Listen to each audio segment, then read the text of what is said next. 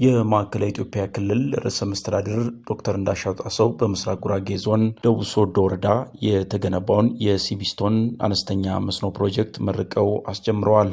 የማዕከላዊ ኢትዮጵያ ክልል ርዕሰ መስተዳድር ዶክተር እንዳሻው ጣሰው በመስኖ ምርቃት መርሃ ግብሩ ላይ ባስተላለፉት መልእክት እንደገለጹት ከሆነ ምርትና ምርታማነት ለማሳደግ የግብርናውን ዘርፍ ማዘመን የክልሉ መንግስት ትኩረት አድርጎ ይሰራል ብለዋል።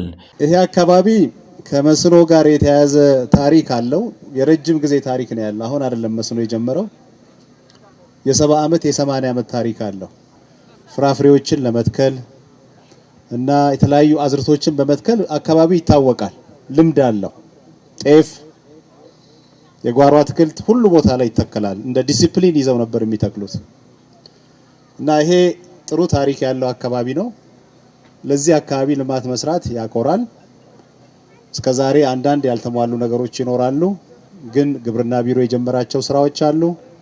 አሁን ቁጥር 1ን ጨርሷል፣ ቁጥር 2ን ይጨርስላቸዋል፣ ቁጥር 3ን ይጨርሳል።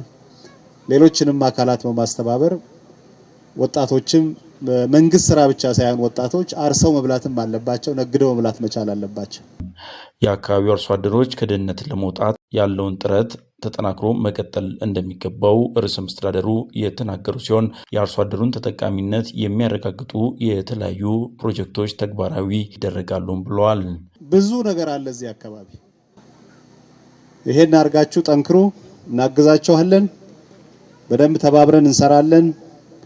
እኔም እና አርሶ አደር ወጣቶች፣ እናቶች፣ በተለይ ሴት እናቶች እንዲጠቀሙ እናደርጋለን። ሴት እናቶች ብዙ ልጆቻቸውን ሲያሳድጉ ይጎዳሉና እነሱ የሚጠቀሙበትን ነገር ለማድረግ ጠንካራ ስራዎች እንሰራለን። አባቶችም የሚደገፉበት፣ ወጣቶችም ቀያቸው ላይ ሆነው የሚሰሩበትን ነገር እንሞክራለን። በምክትል ርዕሰ መስተዳድር ማዕረግ የገጠር ክላስተር አስተባባሪና የክልሉ ግብርና ቢሮ ኃላፊ አቶ ኡስማን በበኩላቸው የሲቢስቶ አነስተኛ መስኖ ፕሮጀክት 58.6 ሚሊዮን ብር ወጪ እንደተደረገበት የገለጹት አቶ ኡስማን 175 ሄክታር መሬት ማልማት የሚያስችል አቅም እንዳለውም በንግግራቸው አክለው ተናግረዋል።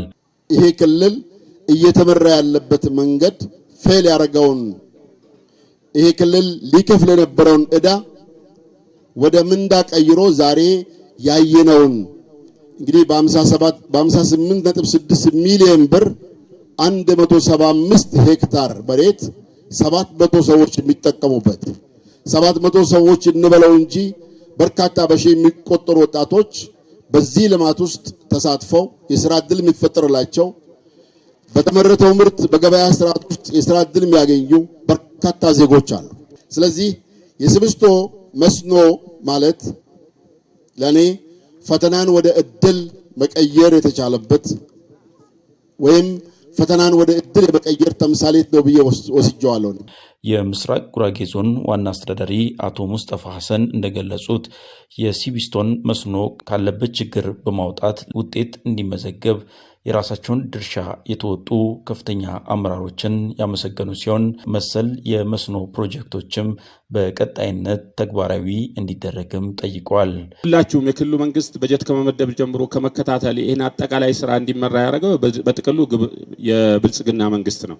ስለዚህ ይሄንን ስራ እንደ አንድ ስራ ነው እንጂ አጠቃላይ ብልጽግና የጀመረው የሚጨርስ በዚህ የሚያበቃ አይደለም። እነዚህ በጀመረ እጃችሁ በነካ እጃችሁ ህዝባችን ተጠቃሚ ለማድረግ ቁርጠኛ አቋም ስላላችሁ በዚህ አጋጣሚ እንደ ዞን አስተዳደር ጥሪን አቀርባለሁ። የመስኖ ተቋሙ የአርሶ አደሩን ምርትና ምርታማነት በማሳደግ ረገድ የሚኖረው ጠቀሜታ ትልቅ ስለመሆኑም ያነጋገርናቸው የአካባቢው ነዋሪዎች ተናግረዋል። አጠቃላይ በዚህ በሲቢስቶ ቀበሌ አጎጌቲ 3 የሚባል ቀበሌ ነው የተሰራው። ደግሞ ሲቢስቶ በሚል ልዩ መንደር ነው የተሰራው። ስራ በጣም ከዚህ በፊት እንደተጀመረ ይታወቃል። በጣም ውጤታማ ብዙ ሰዎች ብዙ አርሶ አደሮች በአመት ከ3 ጊዜ በላይ የሚያለሙበት ቀበሌ ነው ይሄ ቀበሌ። ከዚህ በፊት የነበሩትን አባቶቻችን ብዙ ጊዜ የመስኖ ፕሮጀክት እንዲሰራላቸው ዘመናዊ መስኖ ፕሮጀክት እንዲሰራላቸው ብዙ ጊዜ ጥረት ያደርጉ ነበረ። ዛሬ በወረዳችንና በዞናችን ጠንካራ አመራሮች ባሉበት ወቅት ላይ ይህንን ፕሮጀክት ተሰርቶ ያየንበት ሁኔታ ነው ያለው። ደስ ብሎኛል።